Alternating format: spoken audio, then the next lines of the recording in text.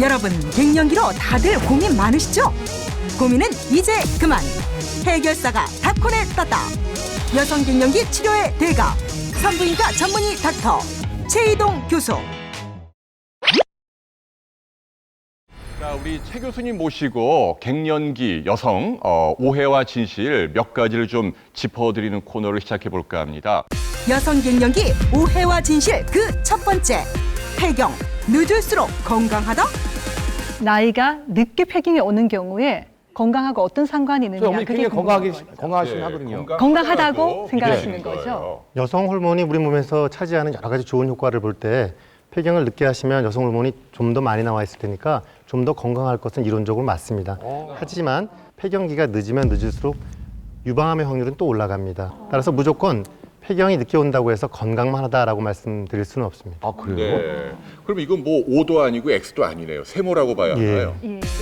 여성 갱년기 오해와 진실 두 번째. 호르몬제를 먹으면 뚱뚱해진다?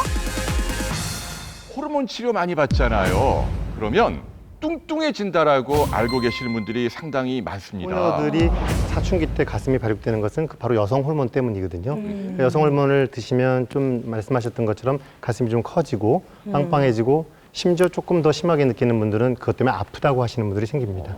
하지만 갱년기 때 살이 쪄서 유방이 커지는 것은 아니고요.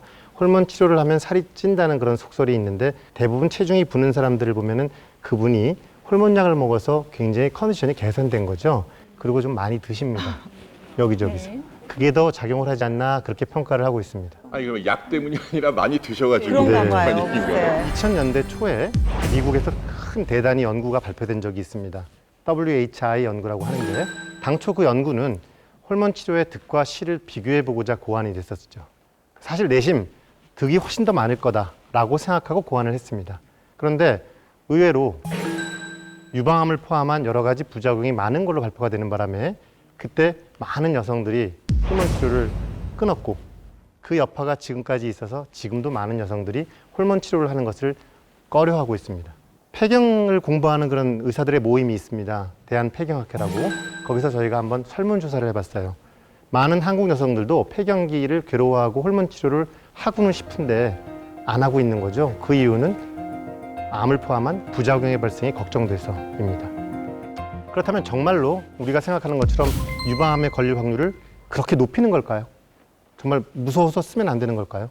이 연구 결과를 보면 5년 정도 사용한 여성들의 10,000명 중에서 8명이 더 발생하는 걸로 되어 있습니다. 자, 10,000명 중에 8명이 그렇게 무서운 수치일까요? 무서운 수치라고 생각하시는 분도 있으시겠죠. 그런데 그걸 우리나라 데이터로 바꾸면 저 그래프에서 파란색 밑에 있는 실선이 우리나라의 데이터입니다. 우리나라는 한 10,000명 중에 3명 내지 4명 정도의 위험성의 증가가 있다. 실질적으로 뒤집어 엎으면 5년 이내로 사용한 경우에는 유방암의 발생 빈도가 호르몬약으로 높아지는 것은 없었다는 얘기가 됩니다. 유방암은 좀 걸리는 사람들이 걸리는 경향이 있습니다. 가족 중에 유방암이 있었던 사람들, 또 늦은 나이에 초산, 이런 거죠. 그 이외에도 비만한 여성들, 과다한 음주 이런 것이 다 유방암을 올리는 그런 위험 요소로 되어 있습니다. 그 요소랑 비교하면 호르몬 치료는 사실 그것보다 적은 거죠. 또 하나 특이하게 재미난 연구가 하나 있습니다. 여러분들 그 감자튀김 좋아하시죠? 감자튀김을 먹은 군이 그렇지 않은 군에 비해서 유방암에 걸릴 확률이 높아지는 걸로 발표가 됐습니다. 그럼 정리하면 어떻습니까? 제 앞에 앉아있는 어떤 여성이 폐경이 되셨는데 비만하시고 술을 많이 드시면서 감자칩을 끼고 산다면 그분의 위험성은 호르몬 치료를 하는 것보다 훨씬 더 위험할 수 있겠죠. 신호대기나 또는 차를 몰고 가다가도 그런 모습을 봅니다.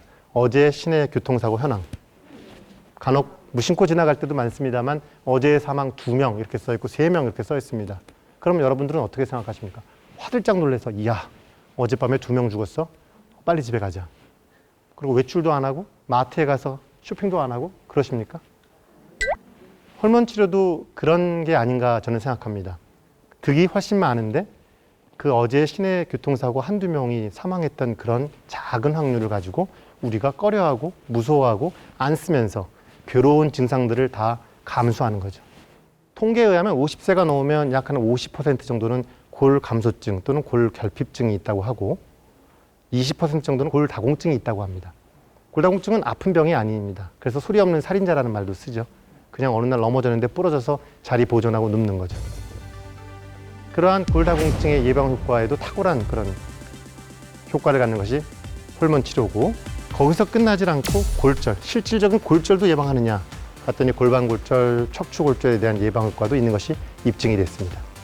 갱년기 증상이 너무 심하다면 그걸 참고 견디는 것이 아니라 자기한테 가장 맞는 약을 치료를 받는 것이 현명한 선택이라고 할 수 있겠습니다. 이러한 그 호르몬 치료를 하기에 앞서서 환자분들이 저를 찾아오시면 흔히 질문하시는 것이 몇 개 있어요. 호르몬 치료 이외에는 별다른 방법이 없습니까? 갱년기 증상이 있기는 한데 라고 많이 물어보십니다. 사실상은 생활을 바꾸고 생활 패턴 운동하고 긍정적인 마인드 갖고 뭐 옷을 어떻게 하고 그런 정도로 아주 경한 정도는 해결이 될 수 있습니다. 근데 만약에 그걸로 해결이 안 되는 중한 그런 상황이면 어떻게 할까요? 그거는 약을 먹어야죠. 호르몬 약을 먹어야 되는 겁니다. 두 번째 흔히 하시는 질문 중에는 그거 버티면 안 됩니까? 맞아요. 예. 난 버티고 싶은데. 버텨도 되겠죠. 뭐 안 될 거는 없겠죠. 그러나 오늘 계속 말씀드렸던 내용 중에서 그 득은 많고 실은 요만큼 있는 것을 왜 버텨야 되는가를 물어보고 싶은 거죠, 환자한테. 버틸 만큼 이것의 위험성이 그렇게 큰지를 다시 한번 알고 계셔야 되는 거죠. 버틸 이유는 없습니다. 버티는 기간 동안 골다공증도 진행이 될 거고 질 위축도 진행이 될 거고 여러 가지 만성 질환들이 진행이 되지 않겠습니까? 또 하나 물어보시는 것이 이거 먹으면 평생 먹어야 되는 거 아니에요? 이렇게 물어보십니다. 폐경 증상, 갱년기 증상은 5년 정도가 지나면 약 한 75에서 80%는 없어집니다. 그러니까 그 시기를 호르몬 약을 쓰고 사람에 따라서 그 다음은 어떻게 할 것이냐 좀 환자마다 차이가 있는데요. 5년 정도를 사용한 다음에 환자분이 끊기를 원하면 끊어볼 수 있습니다. 근데 어떤 분들은 끊고 나서 너무 힘들어요. 다시 오세요. 그럼 그분은 드셔야죠. 또 처음부터 나 이거 먹으니까 너무 좋아하는데 안 끊고 먹고 싶어요. 드셔야죠. 단 1년에 한 번씩 원래 해야 되는 그런 득과 실에 대한 평가를 위한 검사, 이건 빼놓지 말고 하면서 의사와 득과 실에 대한 상담을 하시는 것이 추천됩니다. 자, 이런 호르몬은 여러 가지 방법이 있습니다. 먹는 약, 붙이는 약, 바르는 약, 질정, 질크림. 또 한 가지, 벌써 몇 년 전부터 식물성 호르몬이라고 해서 식물에서 추출한 그런 호르몬제 많이 나오죠. 그런 약들은 의사의 처방이 필요 없습니다. 그래서 약국에서 그냥 사 드시게 됩니다. 그 약이 부작용이 없는 걸로 알려져 있죠. 그러나 없지는 않습니다. 적은 거죠. 적은 이유는 용량도 적기 때문입니다. 효과는 떨어지고 부작용도 떨어진다. 다만 영은 없는 것은 아니기 때문에 그런 약들을 드시는 분들도 1년에 한 번씩은 병원에 가서 검사나 상담이나 이런 것을 받는 것을 추천하고 있습니다. 그러면 언제 쓰는 게 좋을까요? 폐경된 다음에 한참 있다 쓰는 게 좋을까요? 대개는 폐경이 된 직전부터 갱년기 증상이 막 심해지는 걸로 돼 있어요. 따라서 괜히 기다렸다 쓸 필요는 없죠. 갱년기가 시작되는 무렵에 쓰는 것이 가장 효과도 좋고 또 우리가 원하는 효과를 얻을 수 있는 시기가 됩니다. 즉 월경이 불순해지고 갱년기 증상이 나타날 때쯤 쓰는 게 가장 좋은 방법이죠. 따라서 어떤 선택을 하느냐, 내가 이 괴로운 증상을 참느냐 또는 약을 먹으면서 다른 증상도 개선하고 만성병도 막고 하면서 삶의 질을 높일 것이냐, 어떤 선택을 하느냐에 따라서는 여러분이 제2의 어떤 황금기를 맞느냐 안 맞느냐의 어떤 선택의 기로가 된다, 이렇게 말씀드릴 수 있겠습니다. 감사합니다. 이번에는 약물이 아니라 생활 속에서 어떻게 이길 수 있는지 궁금합니다. 어떤 방법이 있을까요? 증상이 경한 경우에는 이제 생활 패턴을 바꾼다든가 밝게 생각한다든가 좋은 음식을 많이 먹고 운동하시는 그런 정도가 추천될 수 있겠죠. 너무 뻔한 거 아닌가요? 이렇게 제도서 왜 구박하세요? 조금 세미나는데 너무 방송도 잘하시고 잘생기시고. 저는 사실 두 가지 때문에 너무 힘든데요. 안면 홍조, 얼굴 화끈거리는 거 굉장히 힘들거든요. 그래서 얼굴 화끈거리시는 분들은 옷 하나만 입고 있으면 남편한테 변덕스럽다는 얘기 들어요. 홍혜가 씨 그랬잖아요. 왜 이렇게 변덕스럽냐고. 그러니까요. 자, 그래서 아니, 자동차 타고 어디 가는데 뭐 에어컨 틀어달라 그랬다가 또 뭐 히터 틀어달라 그랬다가. 그래서 사실은 얇은 옷을 여러 겹을 입고 있으면서 더우면 얼른 벗고 추우면 얼른 입고 그러면 남편한테 변덕스럽다는 얘기 듣지 않을 수 있고요. 그다음에 사실은 적절한 카페인은 뱃살도 빼고 정신을 맑게 하지만 너무 많이 드시면 더 화끈거리니까 여러 가지 카페인 음료 조금 줄이시면 되고 마지막으로 이 나이가 되면요, 미운 사람 만날 필요 없는 것 같습니다. 맞죠, 이준 선생님? 네. 그리고 저희 이제 두 번째 저의 아주 고민은 우울증인데요. 사람은 나이가 들면 피부에 주름이 지는 것처럼 행복을 느끼는 호르몬이 줄어듭니다. 그 호르몬이 여성 호르몬 때문이기도 하지만 혹시 여러분들 세로토닌이라고 들어보셨어요? 세로토닌, 행복을 느끼는 호르몬이죠. 이 호르몬도 줄어들어요. 그러면 세로토닌을 증가시킬 수 있는 첫 번째는 뭔가요, 홍익걸 씨? 햇볕. 아닌가요? 맞아요. 네. 맞습니다. 저도 의학 전문 기자인데. 좋아요. 계속하세요. 자, 밖에 나가서 햇볕을 보세요. 햇볕을 보면 세로토닌의 농도가 올라가죠. 단백질을 열심히 드세요. 우리가 세로토닌의 원료가 단백질이에요. 그래서 고기를 많이 먹고 3일 굶고 많이 먹고 3일 굶으면 때깔이 좋았다 나빴다 하니까 그렇게 하시면 안 되고요. 그냥 세 끼에 나눠서 아침에는 두부 좀 먹고 간식으로 저지방 우유나 요구르트 좀 먹고 저녁에는 장조림 졸여 넣은 거 그렇게 드시면 세로토닌의 농도를 좀 높일 수 있지 않을까 싶습니다. 생활 속 갱년기 극복법. 갱년기에 좋은 음식은? 네, 역시 먹는 게 중요한데요. 갱년기에는 어떤 음식이 도움이 될까요? 저희가 준비해봤습니다. 여에스터 씨. 자, 제가 퀴즈 하나만 낼게요. 우리 패널 여러분들께요. 이 많은 음식들 중에서 여성 갱년기에 도움이 되지 않는 음식은 어떤 음식일까요? 네, 뭐가 하나 있나 봐요. 지금 뭐 인삼도 있고. 저는 알 것 같아요. 백수호. 백수. 백수호는 남자들한테 좋습니다. 밤에 잠 못 자게 만드는. 아내를 굉장히 귀찮게 하는. 인삼. 전 청양고추? 네? 청양고추. 이유는요? 매워서. 열나니까. 열나니까.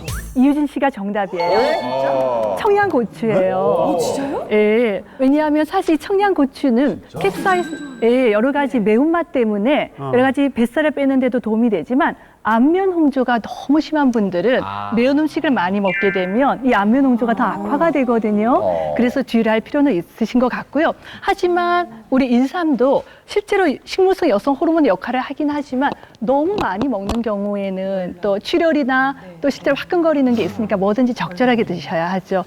석류는 그 과하게 섭취하셨을 때 자궁 내막에 대한 어떤 보호 효과가 없이 그래서 출혈을 하면서 병원에 오시는 경우가 있습니다. 그래요? 그래서 모든 것이 다 과하게 드셨을 때 좋지 않은 것이 있는 것처럼 예. 석류나 이런 것들에 드심에 조금은 주의를 하셔야 되는 그런 거죠. 궁금합니다. 성류가 또 주의해야 저 하고. 뭐 가까이 사는 어떤 여자가요. 예, 커진다고 그 석류를 먹는데요. 진짜 석류 먹으면 커집니까? 뭐가 커집니까? 가까이 사는 여자 있습니다. 네. 최희동 선생님 어떻게 좀 생각하세요? 난감한 표정이신데요. 사실은 여기 보면 인삼도 있고 백소도 있고 당귀도 있고 여러 가지 성분이 있는데요. 수백 년 동안 우리 조상들의 경험이죠. 실제로 이런 식물성 여성 호르몬을 먹어보면 약간 봉긋한 느낌? 그래서 실제로 여성 호르몬처럼 자극적이지는 않지만 조금은 여성 호르몬 유사 역할을 하고 그 대신에 효과는 호르몬보다는 훨씬 더 미미하다라고 생각하시면 저는 됩니다. 궁금한 게 가슴이 이제 커지냐 이거죠. 석류가. 아니요. 제 생각에는요. 우리 김한석 씨가 만족할 만큼 커지지는 않을 것 같고요. 또 그냥 지금 갱년기 증상에 시달리는 분이라면 약처럼 강력하진 않지만 부작용이 적기 때문에 이런 식물성 에스트로겐이죠. 소개해드릴 식품들 즐겨 드시는 거 어떨까 싶습니다. 닥터 여에스더가 추천하는 여성 갱년기에 좋은 음식. 방광염과 요실금 예방에 탁월한 효과가 있는 크랜베리 주스. 크랜베리 주스는 방광에 있는 세균이 방광벽에 달라붙는 작용을 막아준다고. 갱년기 여성 호르몬 부족으로 자주 생기는 질염에 좋은 유산균. 특히 여성은 요도가 짧아서 질염에 걸릴 확률이 높으니까 유산균으로 미리 예방하세요.